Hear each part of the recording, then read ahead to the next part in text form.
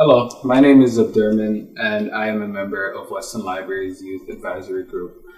Today I will be interviewing Ruth Cameron as a part of the Weston Library's Centenary project.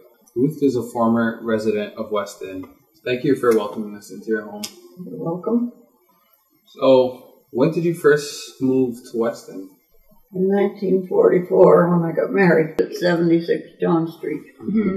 On the third floor, it was Hoover's. The people owned the house, and we had a flat or apartment on the third floor of the house there.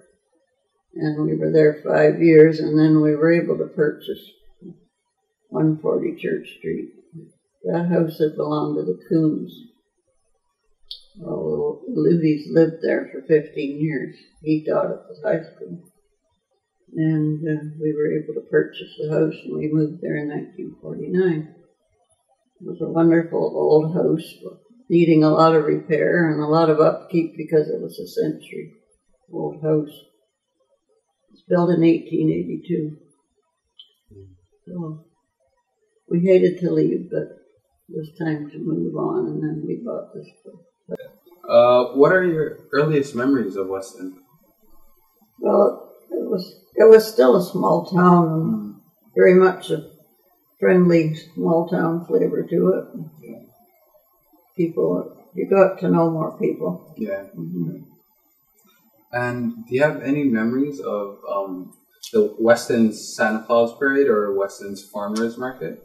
Yes, I remember when the parade started, and my one son was here, and we walked all the way down from Church Street to see the parade. It was quite exciting for my grandchildren. Yeah. They were little.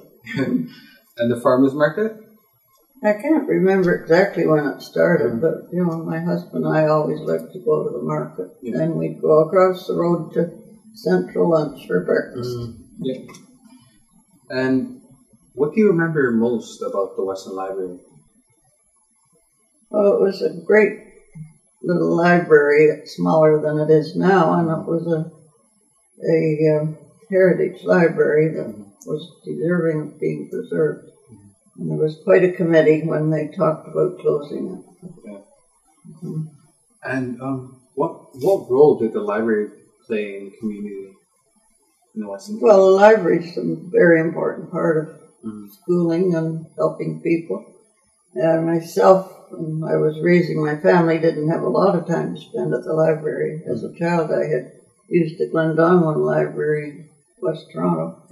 But my children, particularly my two daughters, and they worked all through high school as pages. At the library.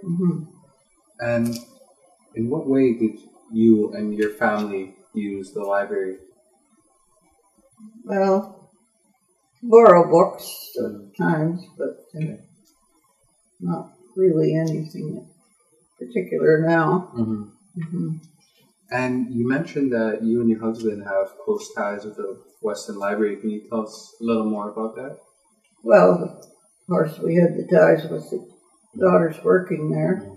And my husband was asked to go on committee. Marjorie Campbell was heading the committee to preserve this wonderful little library. And he was on their board for a period of time. And they were successful in keeping it open and were able then to add the nice addition. Yeah. Later on, my husband and I, as volunteers with Humber Senior Services, used to pick up books at the library and have them delivered to the recipients of Meals on Wheels. They could order books. That's fantastic. And are there any places, like specific places in Weston, that trigger some memories perhaps of the past and how Weston used to be? Well, the railroad tracks, it's a shame the station's gone. And some of the stores are still there, and different vendors. And the stores, sorry, they have all changed hands. Yeah. And could you tell us about any changes in Weston that, like over the years, that changes that you've noticed in Weston, the Weston community? The population's changed tremendously. Now it's a part of metro and transportation. You know, a little one-track trolley that came up through Weston. And just the population and the growth. Some of the older families have gone. And how do you think these changes have impacted your life? It's hard to really say. I've seen my children grow up in Weston and all attend school there. And of course they've all moved away now. So you mentioned that there was a time where the library was going to be closed down. Yes, it was falling and needing a little preservation, and the property was quite a valuable piece of property, and actually boards, I think, were anxious to expand their business. But then she got really on the bandwagon, as we would say, and headed up a committee to talk about her and be active in preserving the library. That's why the room was named after Margaret after her. Yes. So, do you still visit Weston? And yes, I still go into town, as I say. My doctor's still in there, and so is my dentist, and my bank, the Bank of Montreal. And how has the atmosphere changed, the atmosphere of Weston? Well, you don't see people you know the same, and it's very busy. Can you tell us a bit more about the older families in Weston, perhaps some of the business owners, Well, unfortunately, most of them have passed on or have changed. There were the Weisdorfs and the Hamers and the Bridgmans and different. Inch's drugstore was on the corner of John Street. All those families are now moved away, and Little Motors have gone, and so the Crookshanks. So could you tell us a bit more about your interactions with businesses and business owners in Weston community? One situation I recall is the fact when we were married, we wanted to open a bank account, and my husband went into the Bank of Montreal, and the manager said, "Oh, are you Jack Cameron's son?" "That's fine. That's all I need to know. You have an account," and I still have it. And there was just that camaraderie with the business people and the trust that was given by them.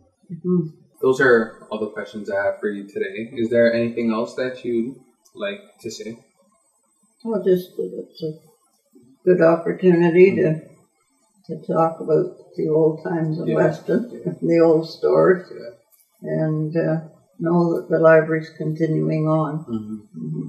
I'd like to thank you for welcoming us into your home and for allowing us to interview you. Oh, you're very welcome. And this is just a token of our appreciation. Oh, goodness, thank you. Thank you. You're welcome. You're welcome. So thank you for taking time to share your story with us. I look forward to seeing this in actual fact. Right. Hearing the results.